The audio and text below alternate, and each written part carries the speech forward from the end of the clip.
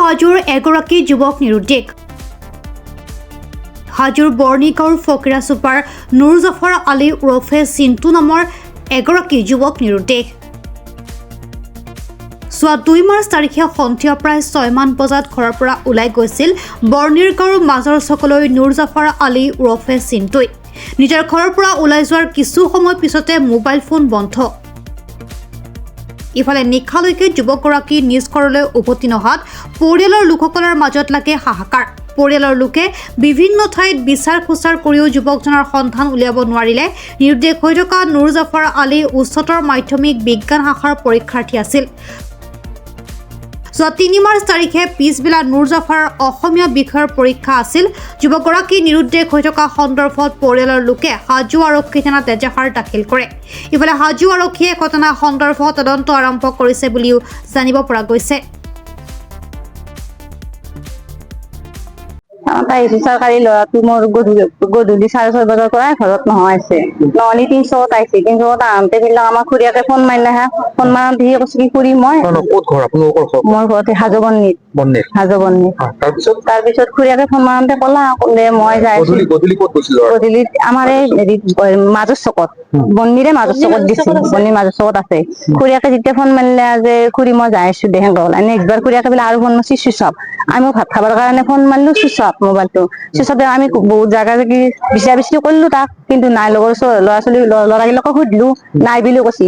তাৰপিছত আৰু পুৱাই ঘূৰি আৰু উঠি পেলাই চালো, লগৰ ল'ৰাগিলাক সুধবা গেলো আমাৰ ঘৰত অহা নাই।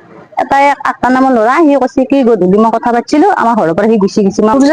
গধূলি ইফতাৰ কৰি 5:30 বজাত ইফতাৰ কৰি পেলাই সি বন্নিৰ মাজৰ চকত ওলাই আহিছে। ওলাই আহিলে তাৰপিছত মই ফোন মাৰিছো 6:39 ফোন মাৰছো। ফোন মাৰি পেলাই মই চাবা ক'ত আছা তই? কৈছে খুৰী মই মাজৰ চকত আছো। খুৰী মা কৈছে খুৰী মাজৰ চকত আছো। মই চাবা মোৰ মোবাইলটো কিবা এটা হৈছে, তই তৎক্ষণাতে আছো মোৰ মোবাইলটো চাই দিবা। কৈছে খুৰী মই 5 মিনিটৰ ঘৰত যাই আছো। কৈছে ঘৰত মই তোৰ ঘৰত যাই পাম। তাত সেইখিনি গাল খৰচত ফোনটো কাটি দিলো। নেক্সট ফোন মাৰিলো মাৰাতে কৈছে চুইচ অফ। সেই চুইচ অফ আৰু সেই জাষ্ট মই আহি মই মাকক সুধিলো আব্বা কয় গৈছে পঢ়িবলৈ কালি এক্সাম আছে পঢ়িবলৈ কয় গ'ল। কৈছে কি চকত গৈছে কি বজাৰ ৰাখছিল কিবা এটা খাবা গৈছে দে আৰু খাম বুলি কৈ গুচি গৈছে।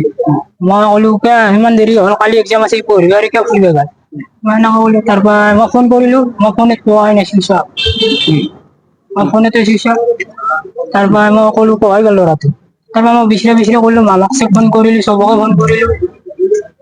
হয় মোটামুটি মই 80% বিকলাংগ হৈ মই বহুত চেষ্টা কৰি বহুতো আশা আছিল। আশাৰ ওপৰত মোৰ বহুতো তাৰমানে মই আশা কৰি আছিলো যাৰ এতিয়া এই ল'ৰাটো হেৰাই গৈছে। মই তাৰ কাৰণে থানাতো ল'ৰাটো বিচাৰি আমাৰ যিজন ল'ৰা যোৱাকালি হেৰাইছে পেৰেকেটত চিন্তু তাকাম চিন্তু বুলি জানো। সেই ল'ৰাজন কিন্তু বহুত ভাল আছিল বা পঢ়া পাতিতো ভাল আছিল বা মেট্ৰিক পৰীক্ষাতো ভাল ৰিজাল্ট কৰিলে।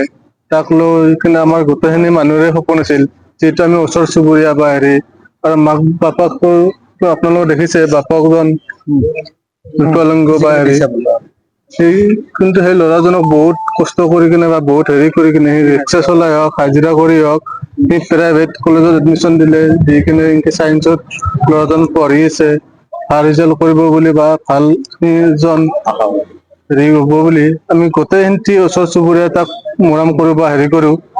সকলোৱে ভাল পায় আৰু ভাল এজন ল'ৰা আছিল। ল'ৰাজনৰ নাম আমি চিন্তু বুলি জানো আৰু অৰিজিনেল নাম হৈছে তাৰ নুৰজাফৰ আলী। হাজোৰ পৰা কমলাকান্ত দাসৰ ৰিপৰ্ট, প্ৰাত টাইম ডিজিটেল।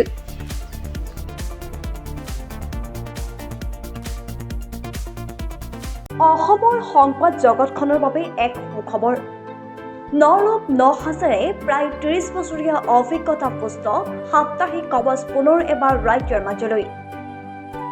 স্বত্বাধিকাৰী প্ৰণীতা কলিতাৰ দ্বাৰা প্ৰকাশিত আৰু অমৰজ্যোতি প্ৰিণ্টাৰ্ছ, গুৱাহাটী কমাৰ্চ কলেজৰ বিপৰীত ফালে মুদ্ৰিত। আমাৰ ঠিকনা মুখ্য কাৰ্যালয় অসম ফৰেষ্ট স্কুল, হৰি মন্দিৰ পথ, গুৱাহাটী আৰু অস্থায়ী কাৰ্যালয় Kalita market, Bijoynagar, Kamrup, Assam.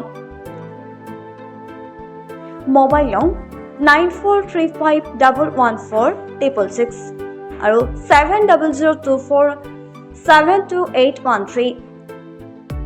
Mail ID probhatiahom@gmail.com।